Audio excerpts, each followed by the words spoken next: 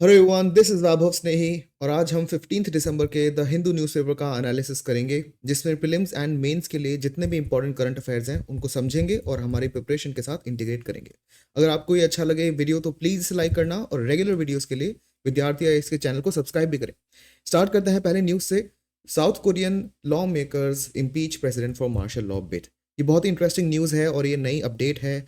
Even though ये news surprising नहीं है क्योंकि हमें पता है कि जो साउथ कोरियन प्रेसिडेंट थे उन्होंने साउथ कोरिया में मार्शल लॉ डिक्लेयर कर दिया था। और मार्शल लॉ डिक्लेयर करने के बाद जितने भी पार्लियामेंट्री मेंबर थे वहाँ पे, जितने भी मेंबर ऑफ पार्लियामेंट थे, उन्होंने इस मार्शल लॉ को क्या करा, डिसअलाउ कर दिया। मतलब मार्शल लॉ लगने के बाद पार्लियामेंट का अप्रूवल चाहिए, सारे के सारे पार्लियामेंट ने इसको डिसअलाउ कर दिया। तो पहली बात तो मार्शल लॉ लग नहीं पाया। फिर जो प्रेसिडेंट है उनके अगेंस्ट ऊपर से एक इम्पीचमेंट प्रोसीजर और चालू कर दिया। मतलब जो प्रेसिडेंट करना चाहते थे पार्लियामेंट ने उसको तो रोक ही दिया, फिर पार्लियामेंट ने प्रेसिडेंट को हटाने के लिए मोशन भी चालू करा और वो जो मोशन है वो ओवरऑल पास भी हो गया और जो प्रेसिडेंट है साउथ कोरिया के वो इम्पीच हो चुके हैं। तो ये एक बहुत ही छोटा सा, एक बहुत ही रैंडम इवेंट हुआ साउथ कोरिया में। यहाँ पे प्रेसिडेंट ने अपनी पॉलिटिकल पावर बचाने के लिए मार्शल लॉ का बहाना लगा के पूरी की पूरी पावर अपने हाथ में करने की, अपने हाथ में कंट्रोल करने की बहुत ज़्यादा मेहनत करी थी। तो ये चीज़ आपको पता होना चाहिए। अब क्या है कि अभी ये चीज़, ये जो प्रेसिडेंट है अभी ये इम्पीच हो चुके हैं एंड इसको करने के लिए वहाँ पे पार्लियामेंट में 2/3 सपोर्ट चाहिए। मतलब जितने भी पार्लियामेंट में लोग हैं उनमें से 2/3 लोगों का वोट चाहिए इम्पीचमेंट के फेवर में।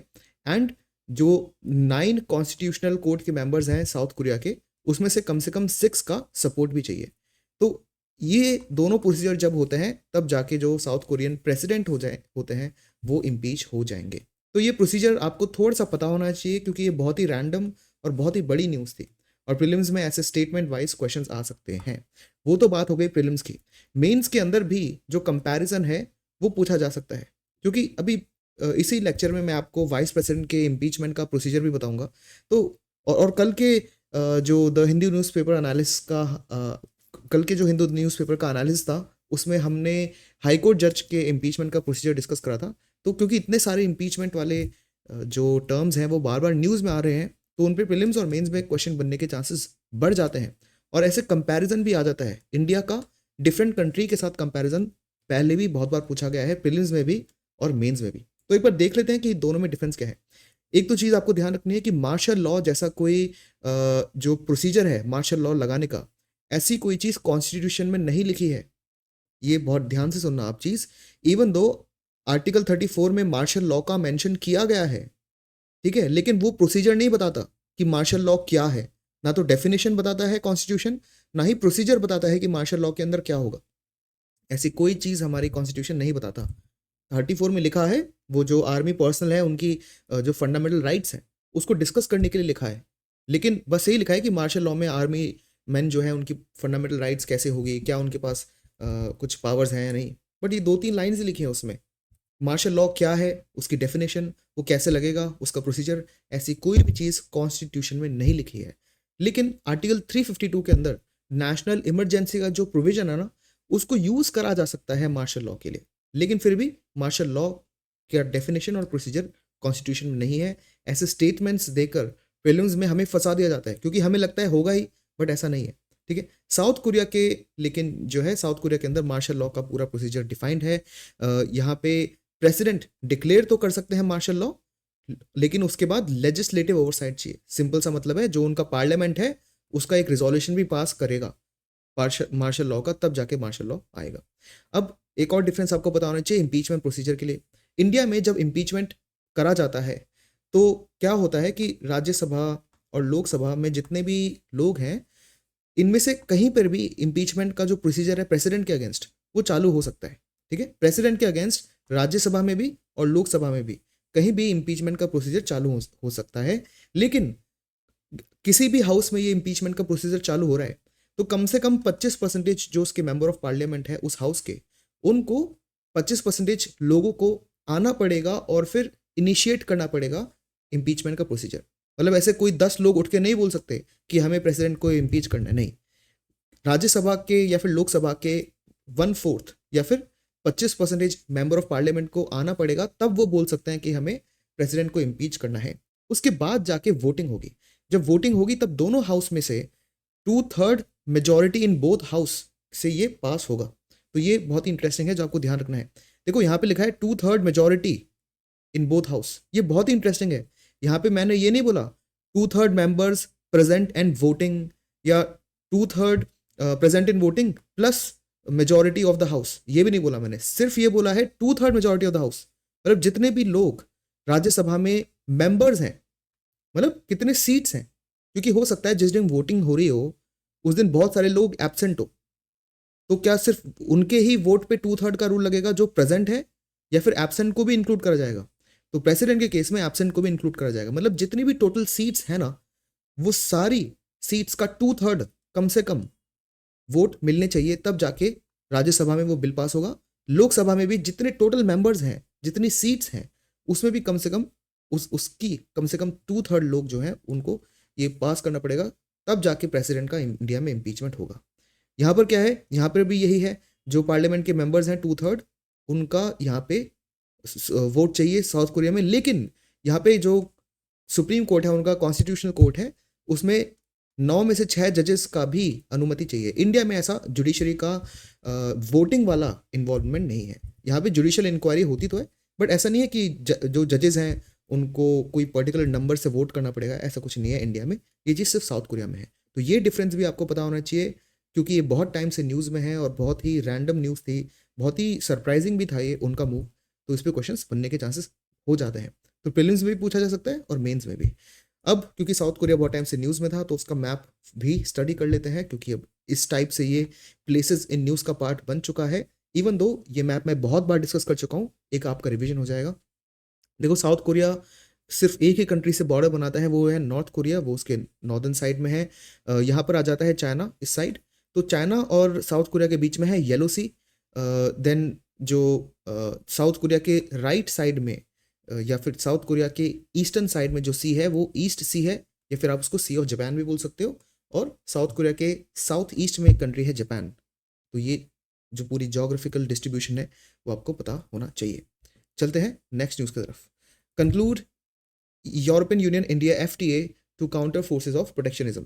तो जो पोर्चुगीज एक पर्टिकुलर डेलीगेट हैं, उन्होंने ये चीज़ बोली है कि इंडिया और यूरोपियन यूनियन को फ्री ट्रेड अग्रीमेंट साइन कर लेना चाहिए, क्योंकि वर्ल्ड में अभी प्रोटेक्शनिज्म और ट्रांजैक्शनलिज्म की जो वेव्स हैं वो चल रही हैं। अब ऐसे टर्म्स आपको ध्यान होने चाहिए, क्योंकि प्रीलिम्स में ना इनकी डेफिनेशन पूछ लेते हैं और मेंस में आपसे पूछ लेंगे कि अभी जो ग्लोबल वर्ल्ड है उसमें क्या क्या चैलेंजेस हैं, या इंडिया की फॉरेन पॉलिसी जब हम बना रहे हैं तो उसमें इंडिया को कौन कौन से चैलेंजेस फेस करने पड़ रहे हैं। ऐसे क्वेश्चंस आ जाते हैं। तो जब आपको ये फिनोमेना पता है वर्ल्ड के, तो बहुत ईजी हो जाता है इन आंसर्स को लिखना। ठीक है, 3 चीज़ एक बार समझते हैं। एक तो फ्री ट्रेड अग्रीमेंट क्या होता है। देखो, 2 कंट्री ए और कंट्री बी, ये आपस में कुछ चीज़ें इंपोर्ट करती हैं, कुछ एक्सपोर्ट करती है। और इंपोर्ट और एक्सपोर्ट पे जो दोनों कंट्रीज़ हैं वो क्या लगाती है, कुछ ना कुछ टैक्स लगा देती है। इसको आप कस्टम ड्यूटी भी बोल सकते हो, या कुछ और टैरिफ भी लगा देती हैं। ठीक है, तो इससे क्या होता है, जो इंपोर्ट और एक्सपोर्ट है वो महंगा हो जाता है।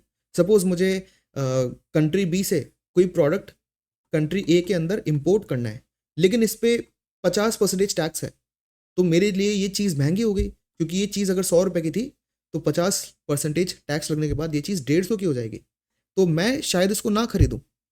तो इसलिए करा जाता है free trade agreement. Free trade agreement में क्या होता है, ज़्यादातर चीज़ों के जो टैक्स है उनको बहुत ही मिनिमम कर दिया जाता है, और ये देखा ये जाता है और ये कोशिश करी जाती है कि कुछ ऐसे प्रोडक्ट्स भी हो जिन पे टैक्स 0% हो। तो जैसे 50% था, सपोज कंट्री ए और कंट्री बी के बीच में एक फ्री ट्रेड अग्रीमेंट साइन हो गया, तो जो 50% है ना, ये रिड्यूस हो जाएगा अब, और ये सिर्फ 10% रह जाएगा। तो अब ये मुझे प्रोडक्ट पड़ेगा 110 का। अब ये थोड़ा सा सस्ता है, तो शायद मैं इसको क्या करूँ, इंपोर्ट कर भी लूँ। तो मतलब फ्री ट्रेड अग्रीमेंट से क्या होता है, जो ट्रेड है वो प्रमोट होता है। इतना आपको पता होना चाहिए, सिंपल। लेकिन वर्ल्ड में अभी कौन कौन सी वेव्स चल रही हैं, 2 जो पोर्चुगीज डेलीगेट ने यहाँ पे मेंशन करी है, प्रोटेक्शनिज्म एंड ट्रांजैक्शनलिज्म। प्रोटेक्शनिज्म क्या होता है, प्रोटेक्शनिज्म होता है कि कोई भी कंट्री अपनी खुद की कंट्री की इकोनॉमी को प्रोटेक्ट करने में लगी है। तो अगर वो अपनी कंट्री को ही प्रोटेक्ट करने में लगी है, तो वो दूसरी कंपनी या दूसरी कंट्री का जो प्रोडक्ट है अपनी कंट्री में आने से रोक देगी, क्योंकि अगर दूसरी कंट्री का प्रोडक्ट उनकी कंट्री में आ गया तो उनकी कंट्री भी अगर सेम प्रोडक्ट बना रही है तो क्या है, compete करना पड़ेगा, कंपटीशन बढ़ जाएगा। जैसे अगर इंडिया सोलर पैनल बनाना चाहे लेकिन हम चाइना से बहुत सारा सोलर पैनल इंपोर्ट कर रहे हैं और वो बहुत ही सस्ता हमें पड़ रहा है, तो हमारी कंट्री के अंदर तो सोलर पैनल मैन्युफैक्चरिंग कोई करेगा ही नहीं, तो हमारी कंट्री की सोलर पैनल मैन्युफैक्चरिंग कैपेसिटी कम रहेगी। तो इंडिया क्या करेगा इसके लिए, जो चाइना से सोलर पैनल आ रहे हैं उन पे बहुत ज़्यादा टैक्स लगा देगा। लेकिन अगर टैक्स हटा देता है इंडिया चाइना के साथ फ्री ट्रेड एग्रीमेंट साइन करके, तो सोलर पैनल बहुत अच्छी से आ जाएंगे। तो प्रोटेक्शनिज्म में क्या होगा कि कंट्रीज इंपोर्ट पे बहुत ज़्यादा टैक्स लगा देगी ताकि कंट्री ए के अंदर कोई भी इंपोर्ट करे ना बाहर से। तो ये होता है प्रोटेक्शनिज्म, जिसमें फ्यूचर में जो कंट्री ए की गवर्नमेंट है वो सिर्फ उसी की कंट्री के जो प्रोडक्ट्स हैं उनको प्रमोट करेगी इससे। लेकिन अब आपको लग रहा होगा ये तो अच्छी बात है, लेकिन ओवर बहुत ज़्यादा प्रोटेक्शनिज्म से प्रॉब्लम होती है कि आपकी कंट्री बहुत ज़्यादा बंद रह जाती है। जैसे बहुत सारी ऐसे कंट्रीज़ हैं, आप रशिया को देख सकते हो। रशिया ने बहुत सारे प्रोडक्ट्स को जो भी वेस्टर्न प्रोडक्ट्स हैं उनको बैन कर रखा है। तो रशिया के अंदर कंपनीज का कंपटीशन नहीं हुआ, उसके कारण उनकी खुद की जो कंपनीज हैं उन्होंने परफॉर्म तो करा, लेकिन जब भी कंपटीशन नहीं होता तो जो कंज्यूमर है उनको बहुत नुकसान होता है। क्योंकि सपोज आप कोई टीवी देखते हो, ठीक है, और आप एक ही ब्रांड का टीवी खरीद सकते हो क्योंकि आपकी कंट्री फॉरेन ब्रांड के टीवी अलाउ नहीं कर रही है आपकी कंट्री के अंदर। तो आपकी कंट्री में एक ही है जो कि टीवी बनाता है और उसी का टीवी आपको खरीदना है। अब ये जो टीवी है इसकी क्वालिटी बहुत कम है, लेकिन आप कुछ कर नहीं सकते, आप यही टीवी खरीद सकते हो सिर्फ, क्योंकि बाकी टीवीज आपकी कंट्री में नहीं आ रहे। और क्योंकि ये जो कंपनी है, जो कंपनी आपकी कंट्री में टीवी बना रही है, उसको किसी भी फॉरेन कंपनी के साथ कंपटीशन करना ही नहीं पड़ रहा, तो वो अपनी क्वालिटी भी इंप्रूव नहीं कर रही और आपको भी नुकसान हो रहा है क्योंकि आप अच्छी क्वालिटी एक्सेस नहीं कर पा रहे। ठीक है, तो ये प्रॉब्लम होता है प्रोटेक्शनिज्म का। फायदा भी है और प्रॉब्लम भी है इसकी। ट्रांजैक्शनलिज्म का बेसिकली मतलब ये है कि आप ट्रांजैक्शनल रिलेशनशिप रख रहे हो कंट्रीज के साथ। जैसे जैसे सपोज कंट्री ए है और कंट्री बी है। कंट्री ए बोल रही है कि कि मेरे डेयरी प्रोडक्ट्स और मेरे एल्यूमिनियम और बाकी सारे जो मेटल प्रोडक्ट्स हैं मैं आपकी कंट्री में एक्सपोर्ट करूंगा, उसके बदले आप मेरी कंट्री में इन आईटी के जो सॉफ्टवेयर्स हैं वो इंपोर्ट या एक्सपोर्ट कर सकते हो। तो ये हो गया ट्रांजैक्शनलिज्म। इसमें क्या हुआ, जो इमीडिएट गेन पे ज़्यादा फोकस करा जा रहा है, मतलब शॉर्ट टर्म गेम या शॉर्ट टर्म जो गोल है उन पे ज़्यादा फोकस है कि अभी अगले 2-3 सालों में ये होगा। तो ये होता है ट्रांजैक्शनलिज्म। अब ये क्या है, उन कंट्रीज के साथ ठीक होता है करना जो कंट्रीज आपकी ज़्यादा फ्रेंडली रिलेशंस नहीं है उनके साथ। जैसे सपोज इंडिया है और एक कंट्री है लेट्स से पैराग्वे। अब पैराग्वे बहुत दूर है, पैराग्वे है साउथ अमेरिका में, बहुत दूर है, बहुत कम इंडियंस वहाँ पे रहते हैं, बहुत कम पैराग्वेंस इंडिया में रहते हैं, दोनों का ट्रेड भी बहुत कम है।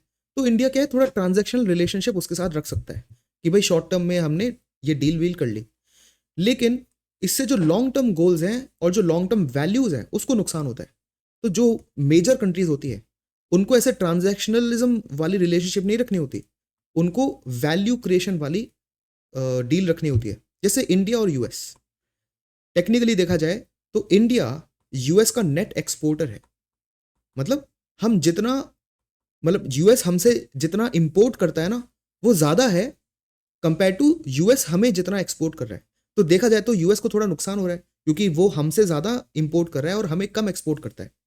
फिर भी यूएस और इंडिया की रिलेशनशिप क्यों है अभी, वो इसीलिए है क्योंकि इंडिया और US democratic values, freedom of navigation, then like global world order, multilateralism, इतने ज़्यादा और इतने बड़े बड़े जो इंटरनेशनल टॉपिक्स हैं उन पे साथ में खड़े हैं। तो यहाँ पे ऐसे छोटी मोटी चीज़ें नहीं देखी जाएगी कि भाई तुम मुझसे 5 रुपए की चीज़ खरीद रहे हो तो मैं भी तुमसे 5 रुपए की चीज़ खरीदूंगा। नहीं, यहाँ पे बात की जा रही है कि लॉन्ग टर्म में अगले 50 साल में जो ग्लोबल विजन है उसके साथ और जो अभी करंट वैल्यूज़ हैं उनके साथ हम अलाइनमेंट करेंगे।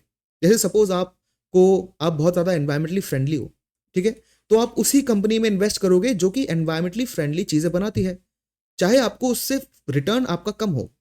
ठीक है, एक ऐसी कंपनी है जो कि एनवायरमेंटली फ्रेंडली नहीं है लेकिन वो आपको अच्छा खासा रिटर्न दे रही है। लेकिन क्योंकि आप एनवायरमेंटली कॉन्शियस हो, तो आप क्या करोगे, उस कंपनी के साथ आप उस कंपनी में आप इन्वेस्ट करोगे जो आपको रिटर्न शायद थोड़ा सा कम दे दे, लेकिन वो कंपनी अच्छे से एनवायरमेंट का ध्यान रख के सस्टेनेबिलिटी काम करती है। क्योंकि अगर आप ट्रांजैक्शनलिस्ट होते तो आप इस कंपनी में इन्वेस्ट कर देते कि भाई मुझे तो फर्क नहीं पड़ता एनवायरमेंट बर्बाद हो या नहीं, मेरा तो रिटर्न आ रहा है भाई, मुझे इससे ही फर्क पड़ता है। तो ये हो गया short term goal. Long term goal आपका क्या होगा कि एनवायरमेंट की भी सेफ्टी हो, सस्टेनेबल डेवलपमेंट हो, और मुझे रिटर्न भी है थोड़ा बहुत। तो ऐसी जो रिलेशनशिप होती है वो long term value based relationship होती है। लेकिन वर्ल्ड अभी ट्रांजैक्शनलिज्म की तरफ जा रहा है और प्रोटेक्शनिज्म की तरफ ज़्यादा जा रहा है।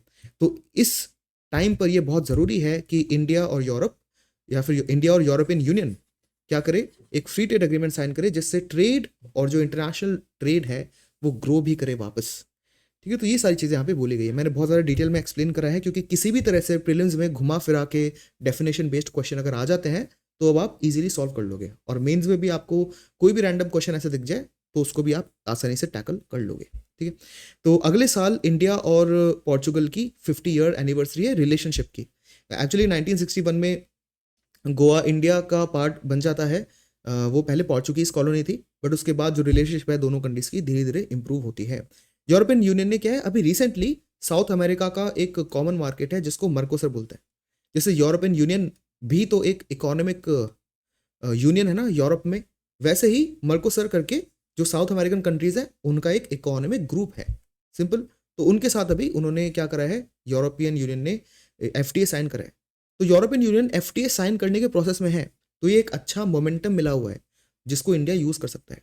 इंडिया और यूरोपियन यूनियन की जो बातें हैं फ्री ट्रेड एग्रीमेंट की, उसको बोला गया है बीटीआईए। ये आपको ध्यान रखना है, फिल्म से पूछ लेंगे बीटीआईए इंडिया और किस के बीच में होगा, तो ये इंडिया और यूरोपियन यूनियन के बीच में बीटीआईए।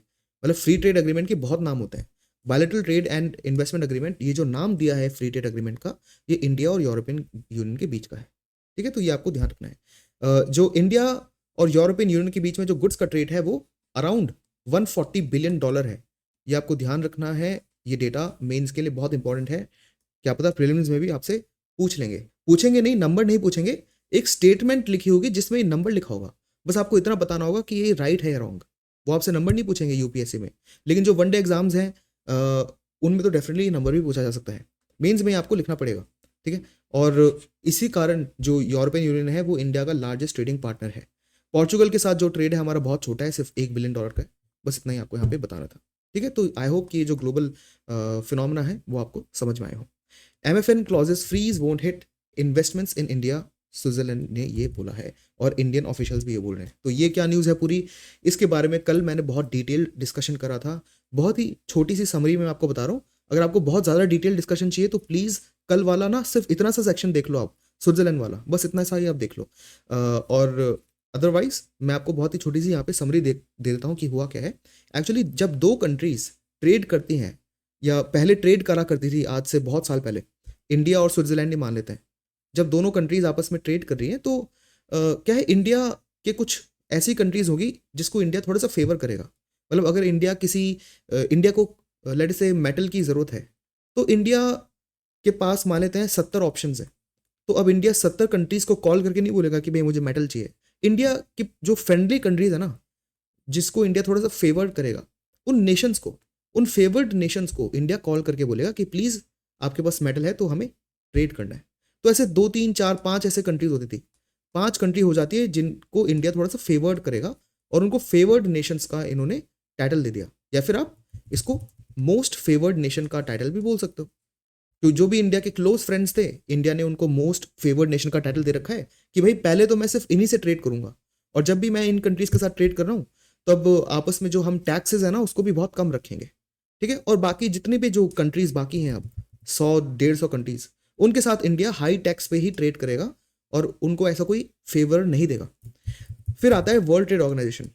वर्ल्ड ट्रेड ऑर्गेनाइजेशन बोलता है कि देखो हमें इंटरनेशनल ट्रेड को बढ़ाना है, तो जो कंट्रीज है ना वो ऐसे छोटे छोटे ग्रुप्स ना बनाओ तुम अपने आप में, तुम ऐसा करो सारी कंट्रीज को, जितने भी वर्ल्ड ट्रेड ऑर्गेनाइजेशन के मेंबर्स हैं 166 कंट्रीज, तुम इन सारी 166 कंट्रीज को MFN जैसे ट्रीट करो, जैसे तुम पहले 5 कंट्रीज को बस MFN या फिर मोस्ट फेवर्ड नेशन जैसे ट्रीट करते थे, अभी तुम्हारी रिस्पॉन्सिबिलिटी है WTO का मेंबर बनने के बाद कि तुम्हें बाकी जो ये 166 कंट्रीज हैं इन सब को MFN का स्टेटस देना पड़ेगा। मतलब सिंपल सा इसका यही है कि WTO का एम ही यही है कि इंटरनेशनल ट्रेड बढ़े और टैक्स सबसे कम हो। और इसका एक सबसे पहला स्टेप क्या था कि जितनी भी कंट्रीज हैं जैसे इंडिया है वो अब ये सारी 165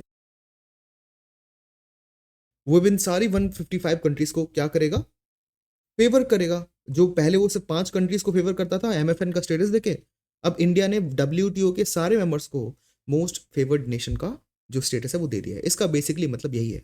और स्विट्जरलैंड भी WTO का मेंबर था, तो ऑब्वियसली इंडिया ने पहले तो नहीं दे रखा था, WTO का मेंबर बनने के बाद इंडिया और स्विट्जरलैंड ने एक दूसरे को MFN का स्टेटस दे दिया। फाइन। लेकिन रिसेंटली क्या हुआ, स्विट्जरलैंड ने इंडिया को जो MFN स्टेटस दे रखा था वो स्विट्जरलैंड ने छीन लिया वापस। तो जब MFN का स्टेटस दे रखा था तब जो इंडियन कंपनीज है उनको 5% टैक्स देना पड़ता था। अब ये MFN का स्टेटस हटने के बाद हमें 10% टैक्स देना पड़ेगा। तो ये थोड़ा सा कंट्रोवर्शियल मामला हो गया है। ऐसा इसलिए किया है क्योंकि इंडियन सुप्रीम कोर्ट ने ये बोला था कि जो इनकम टैक्स एक्ट है उसके अंदर ना MFN जैसा कुछ लिखा ही नहीं है। तो जब तक इनकम टैक्स एक्ट में MFN जैसा हम इंक्लूड ना कर दें तब तक जो ये MFN है ना, हम स्विट्जरलैंड को रेसिप्रोकल नहीं कर पाएंगे, मतलब हम उनको नहीं दे पाएंगे। तो स्विट्जरलैंड को लगा यार हम तो इंडियन कंपनीज को MFN का स्टेटस दे रहे हैं, 10% की जगह 5% ही चार्ज कर रहे हैं टैक्स। और इंडियन जो सुप्रीम कोर्ट है वो ये बोल रहा है कि जब तक हमारा इनकम टैक्स एक्ट के अंदर हम इसको लिखेंगे नहीं तब तक ये ऐसा लागू नहीं होगा। मतलब सरकार को हर बार बोलना पड़ेगा, अपने आप लागू नहीं होगा वो। तो स्विट्जरलैंड को लगा ये तो अच्छी बात नहीं है, तो उन्होंने MFN का स्टेटस ले लिया। खत्म। इतनी सी न्यूज़ थी। कल जाके थोड़ा सा और आपको डिटेल में पढ़ना है तो कल वाला लेक्चर, बस यही सेक्शन आप उसका इतना सा पोर्शन देख लो। ठीक है, तो ये हुआ था। तो अब क्या है, ऑब्वियसली जो स्विट्जरलैंड के डेलीगेट्स हैं, जो इंडियन मिनिस्ट्रीज में ब्यूरोक्रेट्स हैं, उनसे पूछा गया कि भाई इससे दोनों के कंट्रीज़ का जो ट्रेड है उसमें फ़र्क पड़ेगा या नहीं। तो यहाँ पे तो ये बोल रहे हैं, दोनों कंट्रीज़ के ऑफिशियल बोल रहे हैं कि नहीं, ज़्यादा डिफरेंस नहीं आएगा ट्रेड के अंदर। एक और चीज़ ये है कि इंडिया ने, जैसे मैंने अभी बताया, कि यूरोपियन यूनियन के साथ कोई फ्री ट्रेड एग्रीमेंट अभी तक साइन नहीं करा है।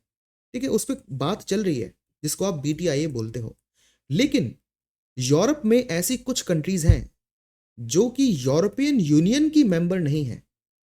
ठीक है, यूरोप में ऐसी बहुत सारी कंट्रीज हैं जो कि यूरोपियन यूनियन की मेंबर नहीं है। उनके साथ या उनमें से कुछ कंट्रीज के साथ इंडिया ने FTA साइन कर रखा है। वो कंट्रीज कौन सी हैं? वो कंट्रीज हैं EFTA। ठीक है, वो कंट्रीज EFTA है। और EFTA मतलब यूरोपियन फ्री ट्रेड एसोसिएशन। अब ये क्या है, देखो यूरोपियन यूनियन पहले 28 था, अब 27 कंट्रीज का एक ग्रुप है। 28 क्यों था? क्योंकि उसमें UK भी आता था। UK भी यूरोपियन यूनियन का पार्ट था। अब UK यूरोपियन यूनियन का पार्ट नहीं है 2020 से। ठीक है, अब क्या होता है, ये जितने भी ब्लू कलर आपको दिख रहा है ना, ये सारे यूरोपियन कंट्रीज तो हैं और ये यूरोपियन यूनियन के पार्ट भी है। बट देखो UK ब्लू नहीं है, स्विट्जरलैंड ब्लू नहीं है, नॉर्वे ब्लू नहीं है, आइसलैंड ब्लू नहीं है, यहाँ पे यूक्रेन ब्लू नहीं है, बेलारूस ब्लू नहीं है, रशिया ब्लू नहीं है। तो ऐसी बहुत सारी यूरोपियन कंट्रीज हैं जो कि यूरोपियन यूनियन का पार्ट नहीं है। अब इन्हीं कंट्रीज में से जो कि यूरोपियन यूनियन का पार्ट नहीं है, 4 कंट्रीज कौन कौन सी? आइसलैंड, नॉर्वे, स्विट्जरलैंड, और स्विट्जरलैंड के पास छोटी सी कंट्री है लिechtenstein। इन चारों कंट्रीज ने ना अपना खुद का एक ग्रुप बना लिया। इसी को इन्होंने EFTA बोल दिया, यूरोपियन फ्री ट्रेड एसोसिएशन। तो इंडिया ने इसी साल क्या करा, यूरोपियन फ्री ट्रेड एसोसिएशन, इन 4 कंट्रीज के ग्रुप से जो कि नॉन यूरोपियन यूनियन कंट्रीज हैं, उनके साथ हमने क्या करा था, एक अग्रीमेंट साइन कर लिया जिसको आप बोल सकते हो TEPA, trade and economic partnership agreement. अब ये जितनी भी मैंने इन्फॉर्मेशन बताई है इस पर डायरेक्टली प्रीलिम्स में क्वेश्चन आ जाएगा कि एक तो ये पूछ लेंगे कि ये EFTA क्या है, इसमें कितनी कंट्रीज हैं, क्या इंडिया का इनके साथ कोई ट्रेड अग्रीमेंट है या नहीं, और है तो उसका नाम क्या है? उसका नाम है TEPA। तो ये सारी चीज़ आपको पता होना चाहिए। ठीक है, बहुत ज़्यादा इंपॉर्टेंट है। और जो EFTA है ये खुद 1960s में बनी थी स्टॉकहोम में, स्वीडन के कैपिटल में। ये चीज़ आपको ध्यान रखनी है। तो अभी यहाँ पे बोला जा रहा है कि ऐसा कुछ नहीं है, ज़्यादा डिफरेंस नहीं आएगा, क्योंकि देखो स्विट्जरलैंड भी तो इस EFTA का पार्ट है ना। और इसी साल इंडिया ने EFTA जिसका पार्ट स्विट्जरलैंड भी है, हमने इनके साथ टीईपीए भी साइन कर रखा है। तो क्या टीईपीए को फिर से रीनेगोशिएट करना पड़ेगा या नहीं करना पड़ेगा? तो ये बोला जा रहा है कि देखो टीईपीए को ना थोड़ा-सा, जो इसमें डबल टैक्सेशन ट्रीटी है, उसको थोड़ा-सा रीनेगोशिएट करना पड़ेगा। डबल डबल टैक्सेशन क्या मतलब होता है कि कोई कंपनी इंडिया में भी है और स्विट्ज़रलैंड में भी है, तो वो पूरा टैक्स स्विट्ज़रलैंड में भी भर रही है और इंडिया में भी भर रही है, तो उसका क्या है, डबल टैक्सेशन हो गया। तो डबल टैक्सेशन अवॉइडेंस एक्ट में क्या होता है, डबल टैक्सेशन अवॉइडेंस एक्ट में, कि इस कंपनी को दोनों कंट्रीज में पूरा टैक्स भरने की जरूरत नहीं है, उसको आधा आधा टैक्स भरना पड़ेगा। और आधा भी नहीं, जितना वो इंडिया में कमा रही है उतना ही टैक्स वो इंडिया में भरेगी, जितना वो स्विट्जरलैंड में उसका ट्रेड है उतना ही टैक्स वो स्विट्जरलैंड में भरेगी। अब क्योंकि जितना वो स्विट्जरलैंड में टैक्स दे रही थी वो पहले 5% ही था, क्योंकि एमएफएन स्टेटस मिला हुआ था।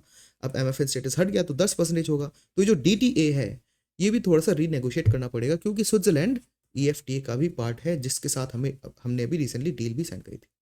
ठीक है, आई नो ये थोड़ा सा कॉन्वोल्यूटेड हो रहा है, बट प्लीज एक बार कल वाला सेशन और अभी वाला भी सेक्शन आप पॉज करके फिर से बस इतना सा पोर्शन रिवाइंड करके सुन लो। आई एम प्रेटी श्योर आपको चीजें क्लियर हो जाएंगी। ठीक है, अब ये जो टी पे हमने साइन करा था, इसकी और क्या डिटेल्स है?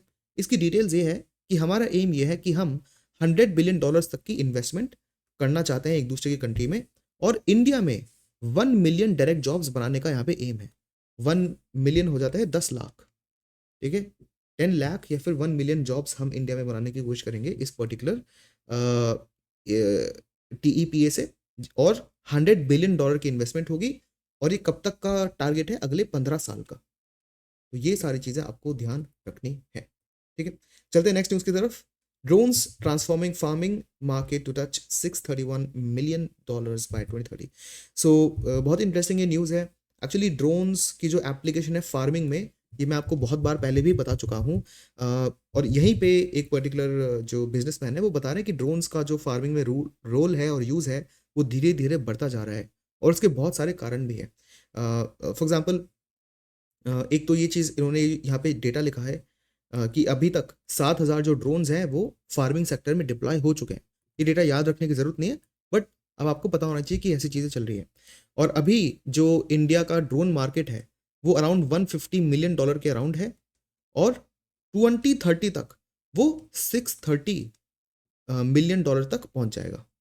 ठीक है, कहाँ तक पहुंच जाएगा? $630 मिलियन तक। तो एक तरह से आप ध्यान रख सकते हो कि वो 4 गुना बढ़ने वाला है। 150 इंटू 4 क्या होता है? 600 ही होता है। तो ऑलमोस्ट मतलब 4 या फिर 4.5, ऑलमोस्ट 4 गुना ही वो बढ़ जाएगा। इतना आपको ध्यान रखना है।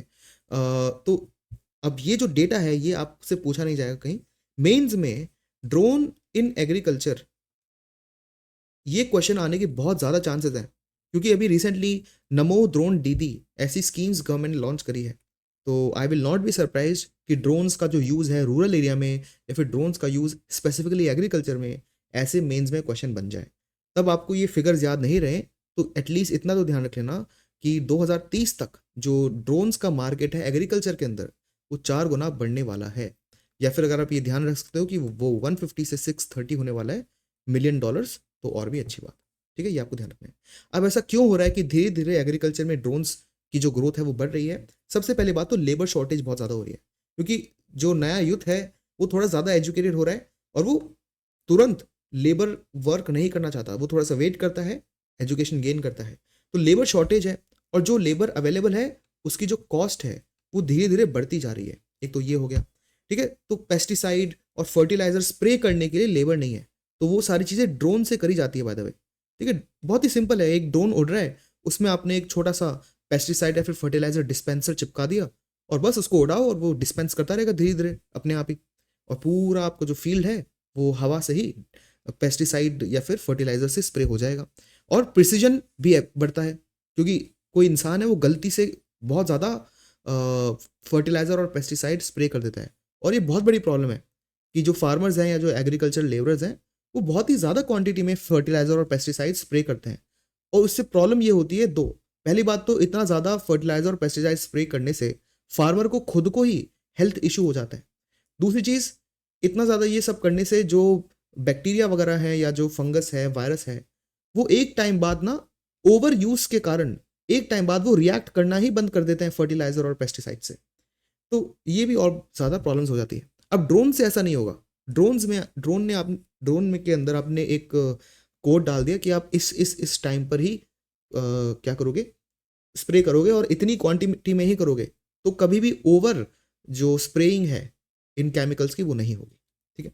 और एक और चीज़, गवर्नमेंट बहुत ज़्यादा सपोर्ट दे रही है ड्रोन टेक्नोलॉजी को, तो इसलिए भी ये बढ़ रहा है, ये भी काफ़ी ऑब्वियस है।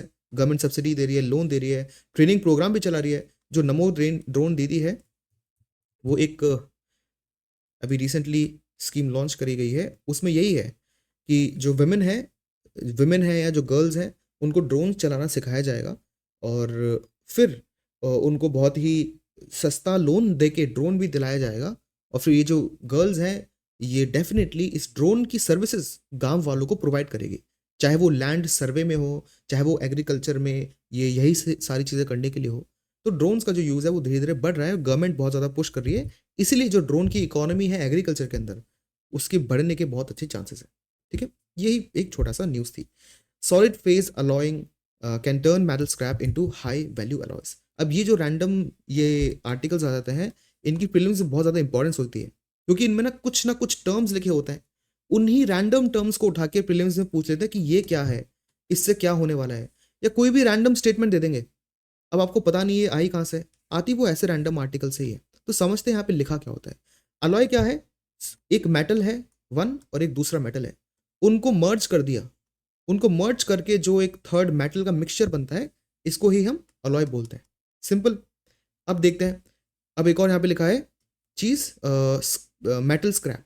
मेटल स्क्रैप या स्क्रैप मेटल, ये क्या होता है, कोई गाड़ी है जो कि 20 साल पुरानी है और उसका मेटल खराब हो चुका है, खराब भी नहीं है, मतलब वो अब गाड़ी को डिसमेंटल करा जाएगा, उसको तोड़ दिया और गाड़ी में से जो इंपॉर्टेंट पार्ट्स है उनको निकाल दिए और गाड़ी का जो मेटल है उसको निकाल के कहीं और अलग से रख दिया।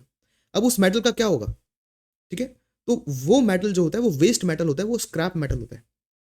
तो अब यहाँ पे क्या बोला जा रहा है कि जब आप मेटल स्क्रैप को अलॉय में कन्वर्ट करोगे, ठीक है, और उससे क्या है, जैसे एल्यूमिनियम जो है वो इंडस्ट्रियल वेस्ट, बहुत सारी कार्स में एल्यूमिनियम यूज होता है, तो वो एक तरह से वेस्ट प्रोडक्ट हो जाता है 20-30 साल बाद, कार के अंदर, ट्रक्स के अंदर, व्हीकल्स के अंदर, ठीक है। तो उसको अगर आप अलॉयज में कन्वर्ट करोगे तो आप उनको हाई परफॉर्मेंस बना सकते हो। सिंपल सी बात है, मेटल की जो क्वालिटी है वो बढ़ जाएगी, इसीलिए अलॉय बनाया जाता है। तो यहाँ पे एल्यूमिनियम जो स्क्रैप है उसको कॉपर, जिंक या फिर मैग्नीशियम के साथ ब्लेंड करा जाता है। तो ये ध्यान रखना है आपको, यहाँ से प्रीलिम्स में क्वेश्चन पूछे जाएंगे, ठीक है, कि एल्यूमिनियम स्क्रैप को किससे ब्लेंड करा जाता है, या एक स्टेटमेंट लिखा होगा, मतलब आपसे वो मेटल नहीं पूछेंगे ऑप्शंस में, ये स्टेटमेंट ही लिखा होगा, आपको बताना होगा ये सही है या नहीं। एक स्टेटमेंट लिखा होगा कि जो एल्यूमिनियम मेटल स्क्रैप है ना, उससे उसको फर्दर यूज नहीं करा जा सकता, ये एक बहुत बड़ी प्रॉब्लम इंडिया फेस कर रहा है। ये तो स्टेटमेंट गलत हो गया अब, क्योंकि डेफिनेटली हमने देखा कि करा जा सकता है, इसलिए वो इसी टाइप के स्टेटमेंट्स बना देते हैं। और एक टेक्निक यूज करी जाती है इसके लिए, share assisted processing and extrusion. Shape, ये शेप आपको ध्यान रखना है। अब प्रीलिम्स में पूछ लेंगे ये लिख के कि ये क्या है और ये न्यूज़ में क्यों है, बस यही क्वेश्चन पूछेंगे कि ये जो टेक्नोलॉजी है ये अभी न्यूज़ में थी, बताओ ये किससे रिलेटेड है। और ऑप्शन में बताए क्या लिखा होगा, ऑप्शन में बहुत सारी चीज़ लिखी होगी। एक ऑप्शन होगा recycling, recycling and sustainable use, ये लिखा होगा बस, मेटल अलॉय ऐसा कुछ नहीं लिखा होगा। लेकिन आपको पता है कि शेप से क्या हो रहा है, जो वेस्ट मेटल है उसको हम वापस यूज कर पा रहे हैं अलॉय में कन्वर्ट करके, तो ये क्या हो गया, रिसाइकलिंग और सस्टेनेबल यूज का एग्जांपल है। तो आपको इसको पिक करना पड़ेगा। तो या फिर वो डायरेक्टली कुछ भी पूछ सकते हैं, बट आपको पता होना चाहिए कि शेप क्या है। इसी टाइप से प्रीलिम्स में क्वेश्चन फॉर्म होते हैं, फाइन। और नहीं तो मेंस में भी रिसाइकलिंग पे क्वेश्चन आते ही हैं, वहां पे आप इसको एज एन एग्जाम्पल भी लिख सकते हो। अगर आपको फुल फॉर्म याद नहीं है तो ये शेप में ध्यान रखना, SHAPE, इसके जो लेटर्स छोटे हैं, लोअर केस हैं और अपर केस है, उनको ध्यान रख लेना। अब बता देना इसमें क्या है, जो स्क्रैप मेटल है वो कन्वर्ट हो रहा है हाई परफॉर्मेंस मेटल में। ये आप एक लाइन में एग्जांपल भी तो दे सकते हो मेंस में, अगर आपको ये याद है। तो ये सारी चीज़ें आपको ध्यान रखनी है। चलते हैं नेक्स्ट न्यूज़ की तरफ, जो कि बहुत ही ज़्यादा खतरनाक है। जो बोवाइन H5N1 है वो बहुत ज़्यादा कंट्रोवर्शियल और प्रॉब्लमेटिक होता जा रहा है। तो ये है क्या, व्हाट आर वी डिस्कसिंग, इसको एक बार समझते हैं। देखो, H5N1 ये एक वायरस है। पहली बात तो जितनी भी चीज़ें मैं आप बोलूँगा ना यहाँ से, उन सब पे एक एक पॉइंट से प्रीलिम्स में क्वेश्चन बन सकते हैं स्टेटमेंट वाइज। पहली बात तो H5N1 एक वायरस है, ठीक है। वो इन्फ्लुएंजा ए टाइप का वायरस है, जिसके अंदर जो जेनेटिक मटेरियल है वो RNA है, उसके अंदर DNA नहीं है, उसके अंदर RNA है। तो ये एक RNA वायरस है। बाय द वे आपको ध्यान रखना है, अब प्रीलिम्स में ऐसे स्टेटमेंट आ जाएंगे that all virus have RNA inside of them. ये भी स्टेटमेंट गलत है, क्योंकि कुछ ऐसे वायरस होते हैं जिनके अंदर डीएनए भी होता है। ठीक है, तो ये भी आपको ध्यान रखना है। एनीवे, तो ये एक आरएनए वायरस है, मतलब इसके अंदर जो जेनेटिक मटेरियल है वो आरएनए है। फाइन। अब ये जो वायरस है ये इन्फ्लुएंजा ए वायरस है, और ये होता था बर्ड्स के अंदर। जो वाइल्ड बर्ड्स है ना, वाइल्ड बर्ड्स मतलब वो बर्ड जो कि वाइल्ड में रहती हैं, वो कोई भी हो सकती है, वो ईगल भी हो सकती है, वो ऑस्ट्रिच भी हो सकती है, कुछ भी हो सकती है।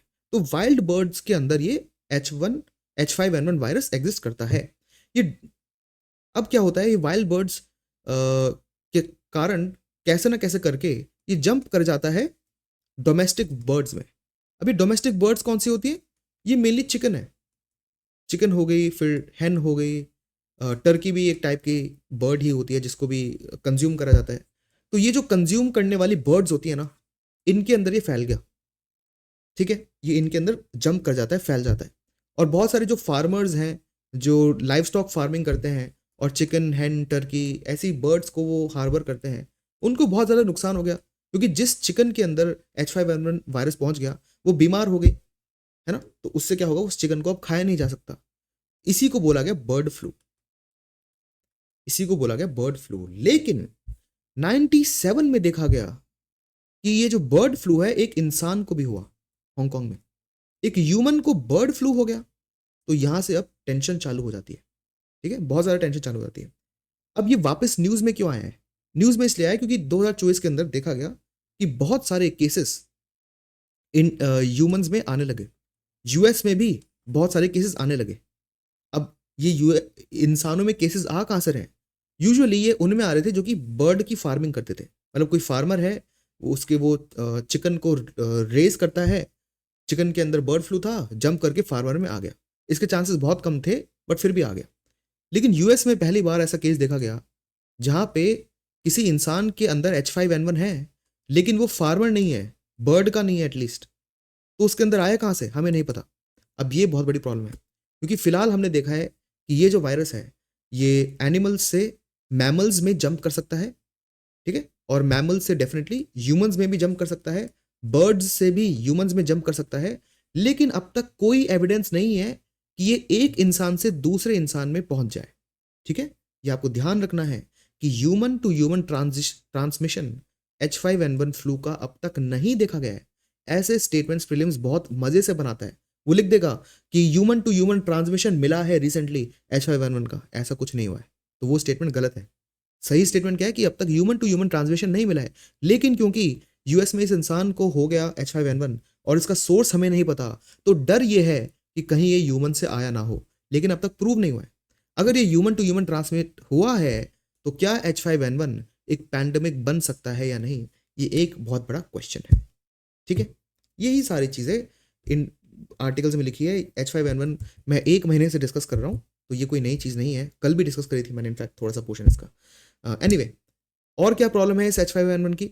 2004 या 2024 में जो H5N1 के डिफरेंट स्ट्रेन्स एग्जिस्ट करते हैं, हमने देखा है कि इस बार जो 2024 वाले जो स्ट्रेन्स हैं वो रेस्पिरेटरी ट्रैक से जंप करके ब्रेन में पहुंच गए। मतलब ये न्यूरोलॉजिकल प्रॉब्लम बन चुकी है। ठीक है, पहले ये रेस्पिरेटरी प्रॉब्लम्स कॉज करते था वायरस से जो फ्लू होता है वो रेस्पिरेटरी प्रॉब्लम कॉज कर रहा है।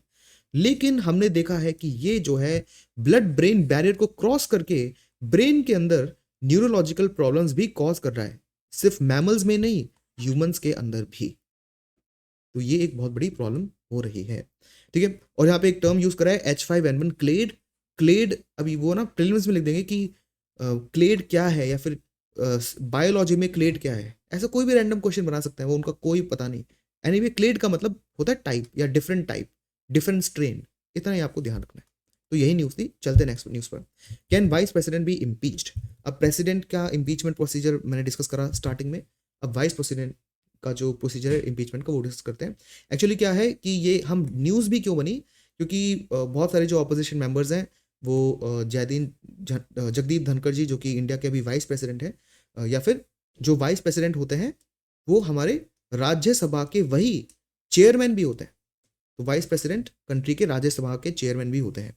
तो राज्यसभा के अंदर प्रोसीडिंग में ऑपोजिशन मेंबर्स उन पे एक एलिगेशन लगा रहे हैं कि उन्होंने थोड़ा सा डिस्क्रिमिनेशन करा है, एक पार्टी को ज़्यादा फेवर करा है।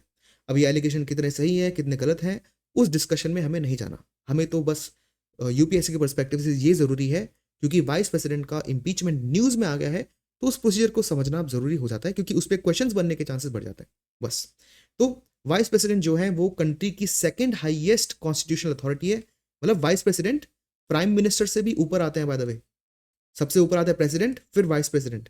ठीक है, तो प्राइम मिनिस्टर से भी ऊपर आते हैं वाइस प्रेसिडेंट कॉन्स्टिट्यूशन अथॉरिटी के अंदर। ठीक है, और उनकी पावर्स आर्टिकल 63 के अंदर लिखी है। वाइस प्रेसिडेंट और अब क्योंकि वाइस प्रेसिडेंट राज्यसभा के चेयरमैन ही हैं, तो उनकी रिमूवल की जो चीज़ें हैं वो आर्टिकल 67 में लिखी है। ये भी आपको ध्यान रखनी है, ये प्रीलिम्स में क्वेश्चन बन सकता है। जब रिमूवल करना हो तो क्या होगा, तो 14 दिन का पहले एक नोटिस पीरियड दिया जाता है वाइस प्रेसिडेंट को। उनके अगेंस्ट एक रिजोल्यूशन पास होगा ऑब्वियसली, बट उस रिजोल्यूशन को इंट्रोड्यूस करने से पहले ही एक 14 दिन का नोटिस पीरियड देना पड़ता है। ठीक है, इतना आपको ध्यान रखना है। उसके बाद जब ये पास होता है तो यहाँ पे लिखा है majority of the Rajya Sabha member. एक और चीज़ आपको ध्यान रखनी है, मैंने आपको बताया था कि जो प्रेसिडेंट है उनके अगेंस्ट जो रिजोल्यूशन है वो राज्यसभा में भी आप लागू कर सकते हो, चालू कर सकते हो, इनिशिएट कर सकते हो। वो पास हो गया फिर लोकसभा में पास हो जाएगा, या फिर आप लोकसभा में इंट्रोड्यूस कर सकते हो, लोकसभा में पास होने के बाद आप राज्यसभा में पास कराओ। वाइस प्रेसिडेंट में सिर्फ एक ही तरीका है कि आपको सिर्फ और सिर्फ आप राज्यसभा में इंट्रोड्यूस कर सकते हो। मतलब यहाँ पे भी लोकसभा की अनुमति चाहिए, लेकिन ये जो बिल है वाइस प्रेसिडेंट को इम्पीच करने का, ये सिर्फ राज्यसभा में ही इंट्रोड्यूस हो सकता है। इसको याद करने का सिंपल सा तरीका है, क्योंकि वाइस प्रेसिडेंट राज्यसभा के चेयरमैन भी है ना, तो इसीलिए वो अथॉरिटी राज्यसभा के पास ही है कि अगर उनको इम्पीच करने का कोई बिल या रिजोल्यूशन इंट्रोड्यूस पार्लियामेंट में होगा तो वो इंट्रोड्यूस एटलीस्ट सिर्फ राज्यसभा में ही होगा। ठीक है, अब राज्यसभा में इंट्रोड्यूस हो जाता है तो कितने लोगों का वोट चाहिए, यहाँ पे लिखा है majority of the entire house.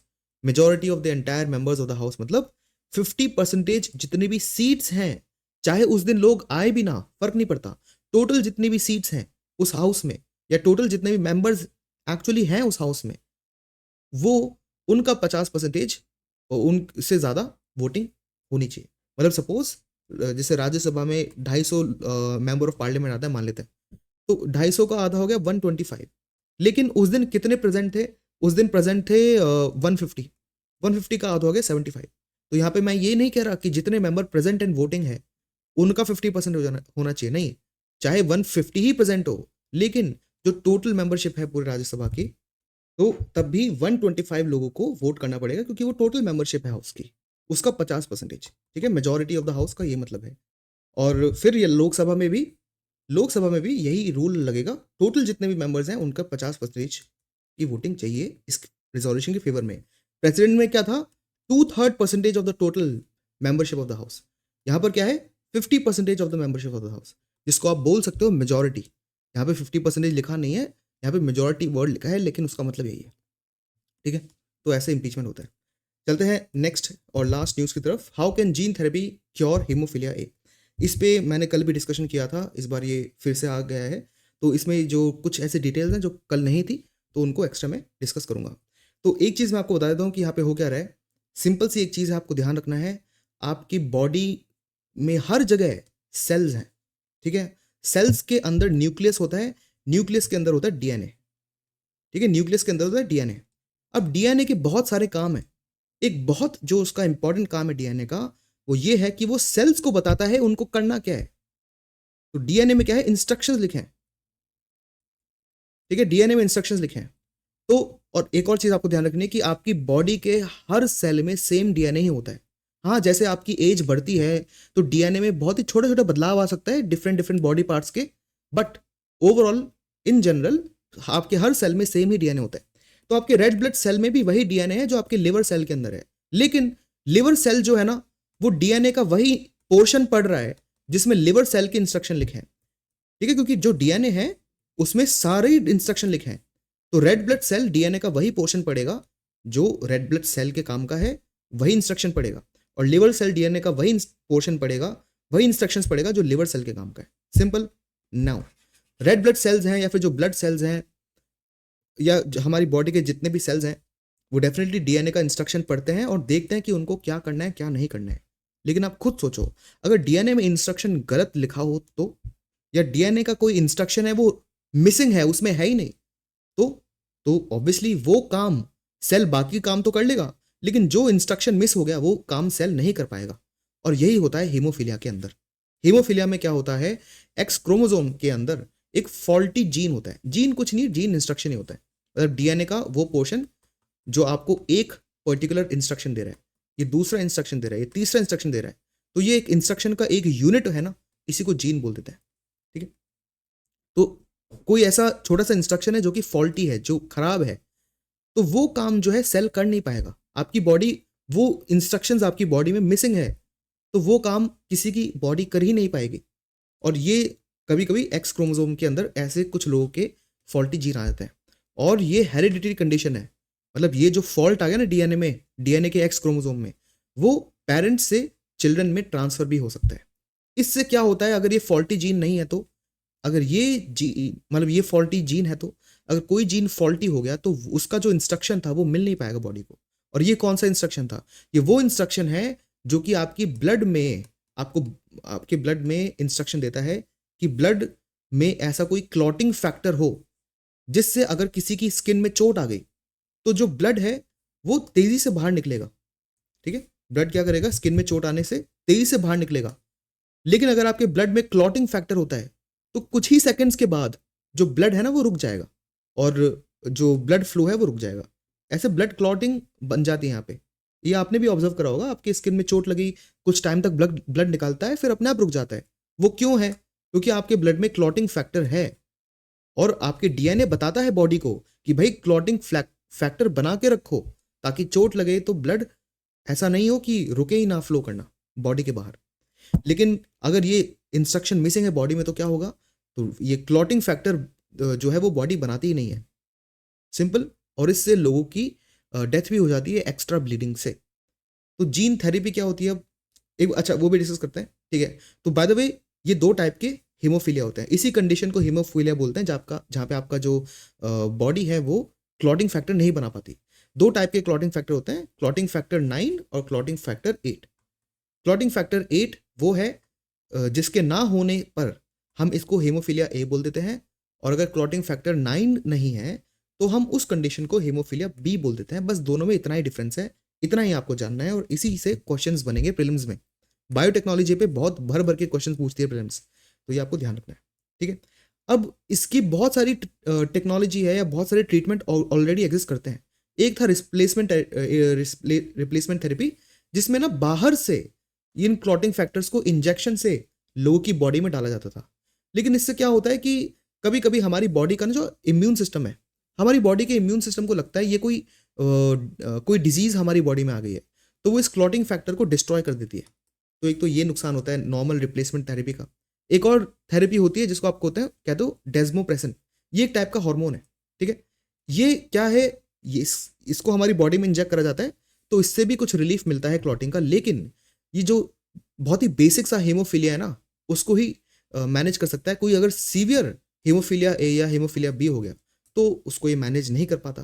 तो क्या करा जाए, तो करा जाता है जीन थेरेपी। और इंडिया ने अभी रिसेंटली बहुत ही चीप और अच्छी जीन थेरेपी का इन्वेंशन करा है। इसमें क्या होता है, सिंपल, आपकी बॉडी में पूरा जो डीएनए है उसका मान लेते हैं ये वाला जो पोर्शन है खराब है, और इसी के अंदर लिखा था कि कैसे ब्लड क्लॉट बनाएं।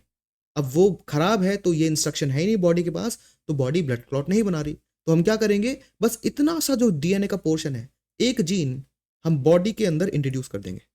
हम लैब में कैसे ना कैसे करके डीएनए का ये जो जीन है जो कि क्लॉट बनाता है, उसको लैब में हम ऑक्यूपाई करेंगे और उसको मल्टीप्लाई करेंगे और लोगों की बॉडी के अंदर इंट्रोड्यूस कर देंगे। अब लोगों की बॉडी के अंदर हमने सिर्फ यही जीन इंट्रोड्यूस कर दिया, तो जो इंस्ट्रक्शन मिसिंग था वो अब बॉडी के अंदर आ गया, सिंपल। तो बॉडी उस इंस्ट्रक्शन को पढ़ेगी और खुद ही वो क्या करेगी, ये ब्लड क्लॉटिंग फैक्टर 9 या 8 बना लेगी अपने आप। ठीक है, तो जो करेक्टेड जीन है वो इंट्रोड्यूस करा जाता है। और रॉक्टावियन, ये आपको नाम ध्यान रखना है, प्रीलिम्स से पूछा जाएगा। रॉक्टावियन एक ऐसे ही जीन थेरेपी का नाम है, इसी को जीन थेरेपी बोलते हैं, और रॉक्टावियन इसी प्रोसेस का नाम है एक, इतना आपको ध्यान रखना है। ठीक है। ये लिवर के थ्रू इंट्रोड्यूस करा जाता है, ये याद रखने की ज़रूरत नहीं है वैसे आपको। और इंडिया में अराउंड 1 लाख लोग हैं जिनको हीमोफीलिया है और ज़्यादातर टाइप ए ही है। अब प्रीलिम्स में ना ऐसे क्वेश्चन आ जाएगा कि इनमें से कौन-सी स्टेटमेंट हीमोफीलिया के बारे में करेक्ट है? पहली स्टेटमेंट, रोक्टावियन एक जीन थेरेपी है। येस, वो करेक्ट हो गया। दूसरी चीज़, इंडिया में जो हीमोफीलिया है वो ज़्यादातर हीमोफीलिया बी टाइप का है। ये स्टेटमेंट गलत हो गया क्योंकि हमने देखा वो ए टाइप का है, ठीक है। एक और चीज़ आपको ध्यान रखनी है, इन जनरल जो जीन थेरेपी है वो थोड़ी-सी एक्सपेंसिव होती है, तो ये एक थोड़ा-सा चैलेंज हमारे पास है। तो यही था आज का एनालिसिस। मिलते हैं नेक्स्ट एनालिसिस वाले वीडियो में and have a good day.